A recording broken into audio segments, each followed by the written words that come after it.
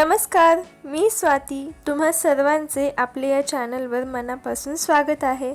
आज आपण स्वातीज रेसिपी बुकमधील एक चविष्ट आणि भन्नाट अशी रेसिपी पाहणार आहोत.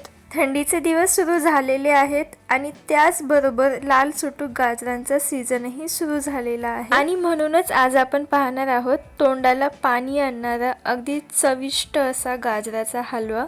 चला तर मग सुरू करूयात. सर्वप्रथम इथे 1 किलो गाजराची साल काढून तो अशा पद्धतीने बारीक खिसून घ्यायचा आहे. गाजराची साल काढून तो खिसायचा आहे, म्हणजे हलव्याला छान रंगही येतो आणि त्याचा स्ट्रॉंग फ्लेवरही निघून जातो. तर इथे मी एक पसरट आणि जाड तळाची अशी कढई घेतलेली आहे आणि त्यामध्ये आपल्याला 1 लिटर इतकं दूध टाकायचं आहे. 1 किलोच्या गाजराच्या हलव्यासाठी 1 लिटर इतकं दूध लागतं. दूध गाईचं किंवा म्हशीचं कोणतंही घेऊ शकता. आता गॅस मोठा करायचा आहे आणि ह्या दुधाला एक उकळी काढायची आहे. दुधाला उकळी आली. आता गॅस कमी करायचा आणि दुधावर आलेली साय अशा पद्धतीने मोडून घ्यायची, म्हणजे हलव्याला छान टेक्स्चर येतं. आता इथे गॅसची फ्लेम कमी ठेवायची आणि या उकळत्या दुधामध्ये किसून घेतलेला सगळा गाजर घालायचा आहे.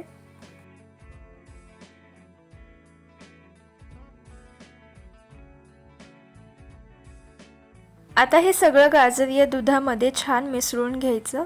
गाजर घातल्यामुळे दुधातील उकळी गेलेली आहे. आता पुन्हा गाजर मिसळत गॅसची फ्लेम मोठी करायची आणि पुन्हा एकदा दुधाला उकळी काढायची.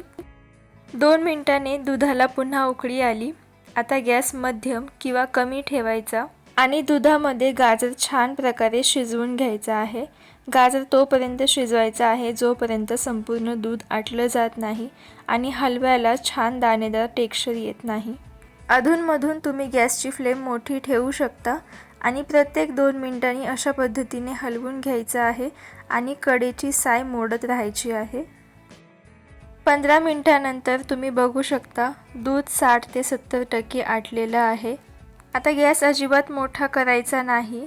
मध्यम किंवा कमी गॅसवर दूध आटवून घ्यायचं आहे आणि कढईची साय मोडत राहायची आहे. 10 ते 12 मिनिटांनंतर आणि सुरुवातीपासून 25 ते 30 मिनिटांनंतर गाजरामधील दूध संपूर्णपणे आटलेलं आहे. आता दूध आटल्यानंतर यामध्ये घालायची आहे साखर. इथे मी घेतली आहे 1 कप इतकी साखर. याचं वजनी प्रमाण बघितलं तर ही 200 ग्राम इतकी आहे. साखरेचं प्रमाण तुमच्या आवडीनुसार थोडंसं कमी जास्त करू शकता. हलव्यामध्ये कधीही दूध आटल्यानंतरच साखर घालावी. जर आधीच साखर टाकली तर दूध आणि साखर एकत्र असल्यामुळे त्याचा पाक तयार होतो आणि त्यामुळे हलवा चिकट होतो. साखर घातल्यामुळे हलव्याला पाणी सुटलेलं आहे. साखरेचं पाणी आटण्यासाठी हलवा पुन्हा 4 ते 5 मिनिटं परतून घ्यायचा आहे. 4 ते 5 मिनिटांनंतर साखरेचं सुद्धा पाणी आटलेलं आहे. आता या हलव्याला छान असा तडका द्यायचा आहे. यासाठी मी गॅसवर एक छोटंसं पातेलं ठेवलं आहे.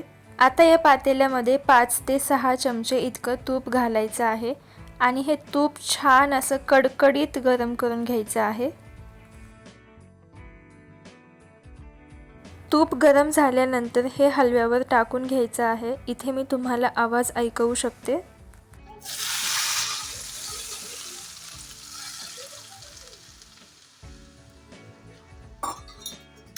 ऐकलात ना आवाज? असाच मस्तपैकी तडका बसला पाहिजे. तुम्ही तूप थोडं घ्या किंवा जास्त घ्या. अगदी 2 चमचे घेतलं तरीही चालेल, पण अशा पद्धतीने तडका नक्की द्या. यामुळे हलव्याला खूप छान टेस्ट येते. तुपाचा तडका 2 मिनिटं परतल्यानंतर इथे मी घेतला आहे 200 ग्राम इतका खवा. हा अशा पद्धतीने मोडून हलव्यामध्ये घालायचा आहे, म्हणजे तो लवकर मिक्स होईल. 1 किलो गाजराच्या हलव्यासाठी 1 लिटर दूध आणि 200 ग्राम इतका खवा लागतो. जर तुम्हाला खवा वापरायचा नसेल तर तुम्ही इथे 2 लिटर दूध वापरू शकता. 2 लिटर दुधामध्ये तुम्हाला गाजर शिजवून ते आटवायचं आहे. आता इथे खवा मिसळत 4 ते 5 मिनिटं परतून घ्यायचा आहे. आता आपला हलवा बनवून तयार झाला आहे. तुम्ही याचं टेक्स्चर पाहू शकता. एकदम हलवाई स्टाईल परफेक्ट दाणेदार दिसत आहे आणि संपूर्ण घरात तुपाचा आणि हलव्याचा घमघमाट सुटलेला आहे. आता यावर काही काजू, बदाम आणि पिस्त्याचे काप टाकून घ्यायचे आहेत।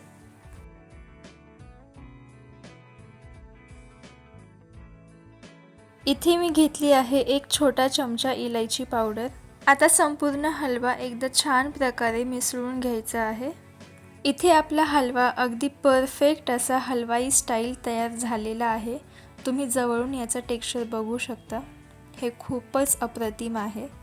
आता हे थंड होण्यासाठी एका प्लेटमध्ये काढून घेऊ।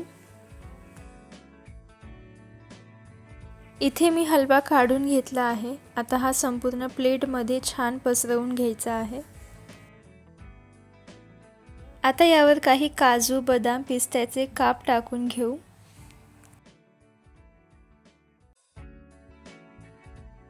गाजराचा हलवा अगदी तयार झालेला आहे।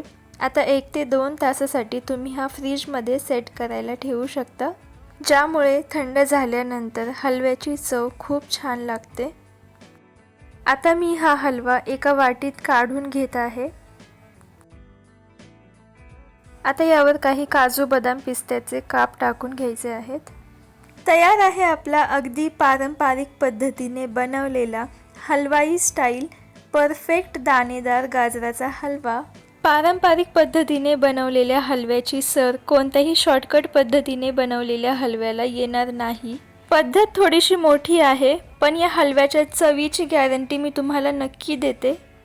तुम्ही सुद्धा या पद्धतीने हलवा एकदा नक्की करून पहा आणि रेसिपी आवडल्यास व्हिडिओला लाईक, शेअर आणि चॅनलला सबस्क्राईब करायला विसरू नका। चला तर मग पुन्हा भेटूया एका नव्या रेसिपी सोबत। तोपर्यंत बाय बाय।